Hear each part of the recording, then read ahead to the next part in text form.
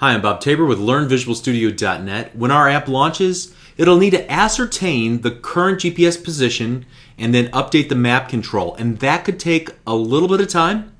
And we want to give the user some feedback, some visual feedback that all is fine, the application is still working.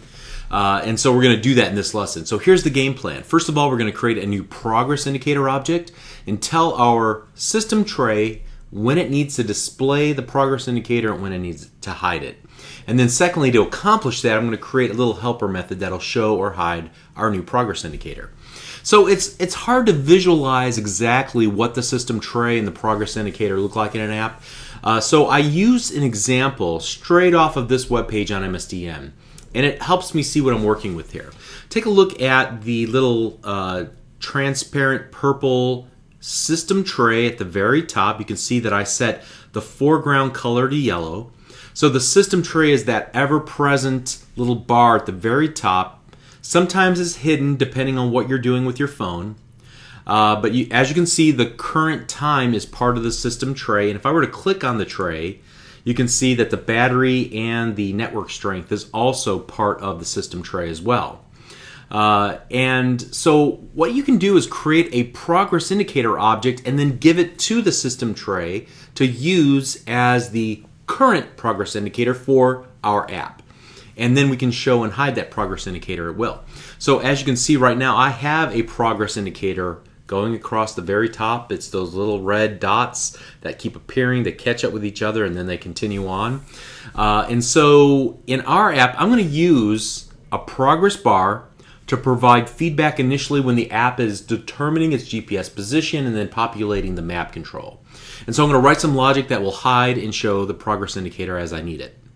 So our first job here, our first matter of business is just to close down this little example.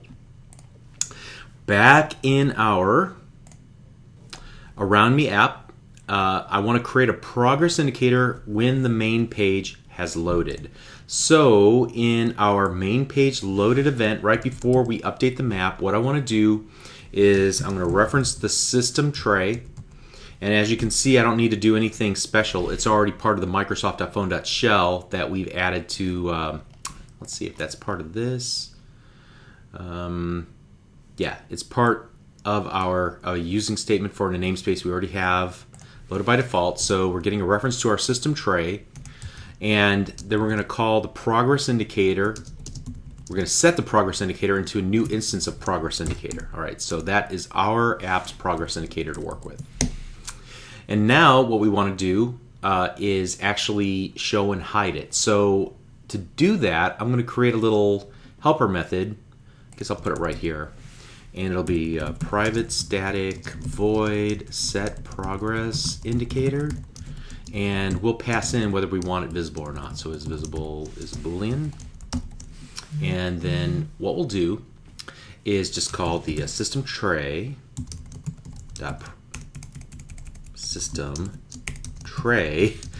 progress indicator is indeterminate. And is indeterminate means that it'll just keep going and going and going. It's not like a true progress indicator. We're at 30%, 40%, 50%, 100%, you're finished. So it is indeterminate. I'll go ahead and set that to whatever the value is. We usually probably could just leave that on to true all the time. It wouldn't hurt anything. And then the biggie is visible, and we'll set that as well. Okay, so now we can turn it on and off based on what we pass in. And now we just need to use this little helper method. So now that we have it, we're going to use it in our potentially long-running update map method. In fact, we're going to update the user on the progress by changing the text of the progress indicator throughout the various states of the update map method as well. So right here, we're going to set the progress indicator equal to true, so we're turning it on. And then also system tray dot progress indicator dot text equals getting GPS location. And then after we've gotten the location, I'm going to go system tray dot progress indicator dot text equals acquired. And then at the very end here, I'll go set progress indicator false. So we'll turn it off. And so let's go ahead and run it. Now, if your internet connection is fast, you might blink and miss the action here. But if the user has poor reception on their phone, it could be the only thing letting them know that the app is still functioning. Okay, there's going, getting GPS location. And yeah, we didn't really see the message of acquiring. However, we did see the first part, the getting GPS location part. Okay, in the interest of making our update map method a little more robust, what I'm going to do is actually wrap a try catch around, let's say right here. So I'm going to do try. I'm going to move all of this inside of the try. And then let me go ahead and move some of this stuff in. And then I want to catch two potential scenarios here. Catch unauthorized access exception.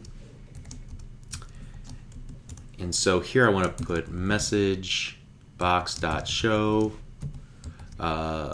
location is disabled in phone settings. So basically this, if the user doesn't allow us to use the GPS on the phone, then we need to let them know that that's a problem, and so we want to show them a message that says as much. Or if there's any other problem,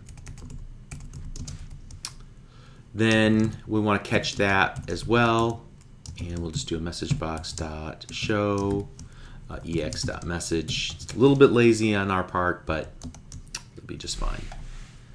Let me go ahead and wrap that with a block. Okay, now I feel better about this. So as we're moving through our project, we're just looking for these opportunities to improve the code a little bit, and so that's a good spot for that. Okay, so just to recap, the big takeaway from this lesson is learning what the system tray is and how to pass it a progress bar that we can show and hide and change the text of to keep users informed about the progress of long-running operations in the app. All right, so we're going to continue on to the next lesson. We'll see you there. Thank you.